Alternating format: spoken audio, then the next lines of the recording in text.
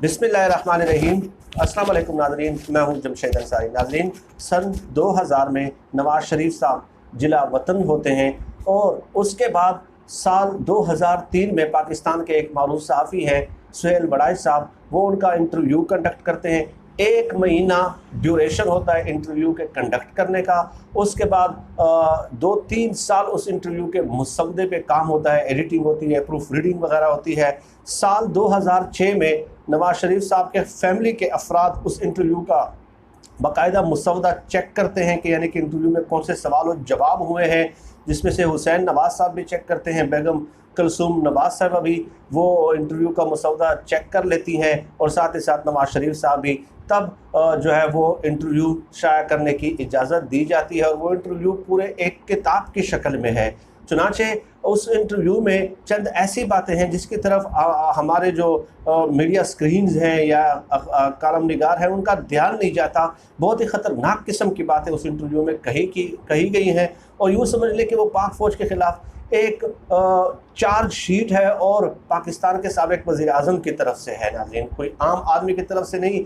आप हज़ारों इख्तिलाफ़ करें लेकिन he was 3 time prime minister of Pakistan, ठीक है। तो उनकी बातों और अगर प्रिंटेड शक्ल में हो, डॉक्यूमेंटेड शक्ल में हो और वो इंटरव्यू मुसद्दे का हो, तस्लीम शुदा हो, उसमें कोई किसी को कोई शायबा तक ना हो, तो उसमें इस किस्म की बातों का आ जाना, मैं हैरान हूँ कि जो मुबाहिस हमारे होते हैं और चंद लोग उनको प्रमोट कर रहे होते हैं, उन मंदरजात की रोशनी में कैसे ये डिफेंड कर लेते हैं, बहुत मुश्किल हो जाता है। खैर, मैं चंद लाइनें आप लोगों की खिदमत में पेश करता हूँ और आप खुद सुन लीजिएगा। यहाँ पे सुहेल बड़ाई साहब उनसे सवाल पूछते हैं कि कारगिल का मसला कैसे शुरू हुआ, बतौर वज़ीर आज़म आपको किस हद तक एतमाद में लिया गया। मुझे तो बहैसियत वज़ीर आज़म कारगिल के मसले पर एतमाद में नहीं लिया गया और जब 4 माह बाद थोड़ा बहुत बताया गया तो ये कहा गया कि इस हमले से कोई मसला पैदा नहीं होगा, कोई जानी नुकसान नहीं होगा। मुझसे ये भी कहा गया कि फ़ौज खुद हमले में शरीक नहीं होगी, सिर्फ मुजाहिदीन का यह हमला ही काफ़ी होगा। लेकिन जब ये कारगिल का मामला शुरू हुआ तो पूरी की पूरी नादरन लाइन इन्फेंट्री उड़ गई, 2700 नौजवान शहीद हो गए और सैकड़ों लोग ज़ख्मी हो गए। शोहदा की ये तादाद 1965 और 1971 की दोनों जंगों के शोहदा से ज़्यादा थी। इस कदर नुकसानात हुए तो मैंने जनरल मुशर्रफ से पूछा कि आप तो कहते थे कि फ़ौज का नुकसान नहीं होगा, तो कहने लगे इंडियन फ़ौज कारपेट बम्बिंग कर रही है।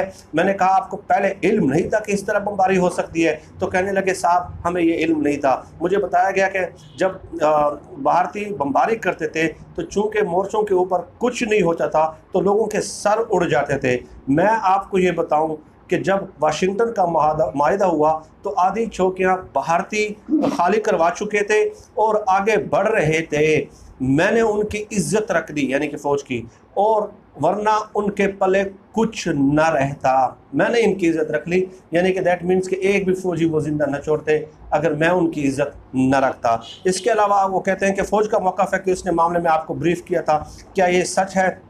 नवाज़ शरीफ साहब कहते हैं कि मुझे अभी कारगिल के ऊपर बहुत कुछ कहना है जो कि अभी तक मेरे दिल के अंदर है। मैंने इस ख़ास मौजू पर अभी तक इस तरीके से इज़हार ख़याल नहीं किया जिस तरह कि मैं करना चाहता हूँ, क्योंकि ये एक नाजुक मसला है। इस वक्त तक मैंने कारगिल की ज़िम्मेदारी अपने कंधों पर ले ली थी। मैंने ज़िम्मेदारी इसलिए ली थी कि मैं अपनी फ़ौज को शर्मिंदगी से बचाऊँ और ये हकीकत है, इसमें कोई मुबालगा रहा ही नहीं है। कारगिल एक लंबी कहानी है। बहरहाल बाद के तमाम वाक़यात, ख़ासतौर पर 12 अक्टूबर 1999 का वाक़या भी इस सिलसिले की एक कड़ी है। आगे चले और वो कहते हैं कि और इंशाल्लाह कारगिल के मिस एडवेंचर की हकीकत इस तरह से पोशीदा नहीं रहेगी जिस तरह के सकूत ढाका की रही है, और इंशाल्लाह हक़ाइक़ लोगों के सामने लाए जाएंगे और उन तमाम ज़िम्मेदार अफराद को कटहरे में खड़ा किया जाएगा और वो अपने अमाल का हिसाब ज़रूर देंगे।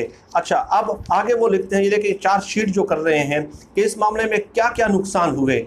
नवाज़ शरीफ बहुत नुकसान हुआ। उस वक्त एक मौका ऐसा था जब लोग महसूस कर रहे थे, ठीक है, अच्छा, कि जैसे इंडिया पाकिस्तान के साथ ज़्यादती कर रहा है, लेकिन इस कारगिल के एडवेंचर की वजह से जो है ना पाकिस्तान को जो है ना लोगों ने इंटरनेशनल सतह पे मुरद इल्ज़ाम ठहराना शुरू कर दिया। कारगिल ने उठाकर वो जिम्मेदारी हमारी गर्दन पर डाल दी। बताइए, आगे सुनिए, बताइए ये हमारे जर्नलों की अकल और सूझबूझ है।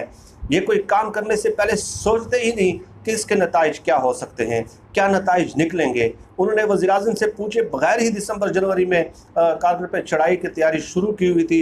वज़ीर-ए-आज़म को जाकर 4-5 महीनों के बाद ब्रीफ कर रहे हैं और वो भी ये कह रहे हैं कि मुजाहिदीन लड़ रहे हैं, लेकिन पीछे से कुछ और मामला निकला। मुझे तो वाजपेयी साहब के टेलीफोन से पता चला कि आपकी फ़ौज वहाँ पे लड़ रही है। ये चार्जशीट है, ये आप देखें कि कोई अकल और सूझबूझ ही नहीं है और ये फैसला करने से पहले कोई प्लानिंग ही नहीं करते, ठीक है, और वो भी नहीं करते। अब आगे वो लिखते हैं कि क्या तासुर मिल रहा था कि मुझे ये जो सुहेल वड़ाई साहब सवाल पूछते हैं कि क्या हम क्या खो देंगे, यही कि हम जंग हार जाएंगे और हम हर माज़ी जंग पर पसपा हो रहे थे और मुझे ये वाज़ेह इशारा मिल रहा था कि बस अब इसके बाद बड़ी बदनामी और बेइज्जती होगी। अगर जो भी करना है तो फ़ौरन करना होगा। प्राइम मिनिस्टर के ऊपर उन्होंने सारा मलबा डाल दिया और जिम्मेदारी भी डाल दी कि आप कुछ करें, हमें बेल आउट करें। तो फिर जनाब बेल आउट करने में हम लग गए। ठीक है, फिर मुझे बड़ी बातें सदर क्लिंटन से भी सुनने पड़ी, टोनी ब्लेयर से भी और दूसरों से भी हमें बातें सुननी पड़ी, ठीक है। और लेकिन मैंने इनकी इज़्ज़त बचाने के लिए, वरना जो है ना अब कुछ भी नहीं हो सकता था। आगे लिखते हैं वो कि सदर क्लिंटन से जब उनकी बात हुई है, सदर क्लिंटन को जब मैं मिलने के लिए जा रहा था तो जनरल मुशर्रफ खुद एयरपोर्ट पर मुझे मिलने के लिए आए हुए थे, मुझसे आखिरी बातें करने के लिए कि सदर क्लिंटन से आप ऐसे कहें, वो कहें, ये कहें, ताकि उसके ज़रिए हमें जंग से निकलने में हमें अगर जंग में से निकलने का थोड़ा बहुत रास्ता ही मिल सकता है। गोया पर मुशर्रफ साहब मिन्नतें कर रहे थे नवाज शरीफ साहब की कि आप ये कहें, वो कहें, ताकि हमें जंग से निकालें, हम फंस गए हैं बुरी तरह, कारपेट बम्बिंग हो रही है वहाँ के। बहरहाल ये परवेज़ मुशर्रफ साहब बहुत बेचैन थे कि मैं जल्दी मीटिंग करके जल्दी मामले को निपटाऊँ, वरना मुझे खुद सदर क्लिंटन को जाकर मिलने की क्या ज़रूरत थी। आगे नवाज शरीफ साहब लिखते हैं, यानी पंगे ये लें और भुगतें हम, ठीक है। और उसके बाद एक और आपको पैराग्राफ सुनाता हूँ, ठीक है। परवेज़ मुशर्रफ ने बार बार इसरार किया कि मैं महाज पर चला जाऊँ। सुहेल वड़ाई साहब ने उनसे सवाल किया कि आप भी कारगिल के महाज पे गए थे, ठीक है, तो वो कहते हैं, उसका जवाब वो देते हैं, और आप कैसे कहते हैं कि मैं इससे वाकिफ़ नहीं था। तो परवेज़ मुशर्रफ ने बार बार इसरार किया कि मैं महाज पर चलूँ और वहाँ जाकर अपने महाज पर अपने जवानों से मिलूँ। तो एक दिन ऐसा भी आया जब जनरल मुशर्रफ मेरे पास आए और कहा कि मामला बड़े ख़राब हैं और हमारी चोटियाँ एक के बाद दीगर हिंदुस्तान के हाथों फतेह हो रही हैं और हम पोस्ट्स खोते जा रहे हैं जो इन चोटियों पर हैं, चोटियाँ भी खो रहे हैं। तो मैंने कहा कि आप इस चीज़ को मद्देनज़र नहीं रखा था जब आपने ये सारा ऑपरेशन प्लान किया था। कहते हैं कि हमने तो रखा था, बल्कि हम सबका ख्याल था कि हम ऊपर हैं और वो नीचे से आएंगे और हम उनको ऊपर से मारेंगे, लेकिन वो तो हज़ारों की तादाद में आ रहे हैं। उन्होंने मुझे कहा, ये तो मैंने कहा कि आप फौजी किस तरह की प्लानिंग करते हैं, क्या आप इन चीज़ों का पहले नहीं सोचा था, या जो भी आपका फौजी तरीक़ेकार होता है उसके हवाले से नहीं देखा था, आपने इन चीज़ों की परवाह नहीं की थी। कहने लगे कि किया था, बस ये हो गया तो क्या किया जा सकता है, ठीक है। तो मैंने कहा कि अब इसका क्या हल है, तो कहने लगे कि अब आप ही इसका कोई हल निकालें और सोचें। यानी यहाँ पे उन्होंने पूरी एक तस्वीर कशी की है, कैसे कि अगर मैं ना बचाता तो भारतीय फ़ौज जो है ना भून के रख देते हमारे एक एक फ़ौजी को। और हमारे जो है ना, जब मैं वाशिंगटन जा रहा था तो पाकिस्तान का आधा इलाका, जो कारगिल का आधा इलाका, वो ले चुके थे। और परवेज़ मुशर्रफ साहब मुझे मेरी मिन्नतें तरले कर रहे थे कि ये कहें, वो कहें सदर क्लिंटन से, और किसी तरीके से हमारी जान खलासी करा दें, वरना हमारा एक जवान भी नहीं बचेगा। और इस तरह की बहुत सारी बातें जो मैंने आप लोगों के सामने पेश कर दी है। नाज़रीन, इससे पहले मैं एक किताब है ये चौधरी शुजात हुसैन साहब की, ये मैं आपके सामने पेश कर चुका हूँ, सच तो ये है। इस किताब में उन्होंने लिखा है पेज नंबर 163 पे, और इस पर मैं कई वीडियोस कर चुका हूँ, 3-4 वीडियोस कर चुका हूँ कि कारगिल के बारे में क्या नवाज शरीफ साहब को बताया गया था या नहीं बताया गया था। तो इस किताब में पेज नंबर 163 पे भी यही लिखा है कि 1999 में जब नवाज शरीफ और फ़ौज के दरमियान कारगिल ऑपरेशन पर तनाज़ा हुआ तो नवाज शरीफ ने ये कहना शुरू कर दिया, बल्कि अब भी यही कहते हैं कि कारगिल ऑपरेशन के बारे में उनको बेखबर रखा गया था, लेकिन उनका ये कहना कतई दुरुस्त नहीं है। वज़ीर-ए-आज़म को नवाज शरीफ को फ़ौज ने 2 मौके पर कारगिल ऑपरेशन के बारे में ब्रीफिंग दी थी। पहली बार जनवरी 1999 को स्कर्दू में, दूसरी बार 5 फरवरी 1999 को, ठीक है। और इसमें जो है ना वो फिर पूरी तफसीलात लिखते हैं, ये आप देख सकते हैं 163 पे। इस पर मैं 3-4 वीडियोस पहले भी कर चुका हूँ नाज़रीन, ठीक है। तो ये चौधरी शुजात हुसैन साहब ने और इस तरह के दूसरे लोगों ने भी अपनी किताबों में लिखा है कि नवाज शरीफ साहब को ब्रीफिंग दी गई थी। लेकिन यहाँ पे जो सुहेल वड़ाई साहब को वो इंटरव्यू देते हैं, जैसे कि मैंने आपको बताया कि 2003 में ये इंटरव्यू शुरू होता है और पूरा 1 महीने का वो प्रोसेस होता है, और उसके बाद 2-3 साल मुसवदे पे काम होता है। 2006 में जो है ना वो दोबारा मुसवदा चेक होता है और उसके बाद 1.5 महीना उस पर फिर काम होता है।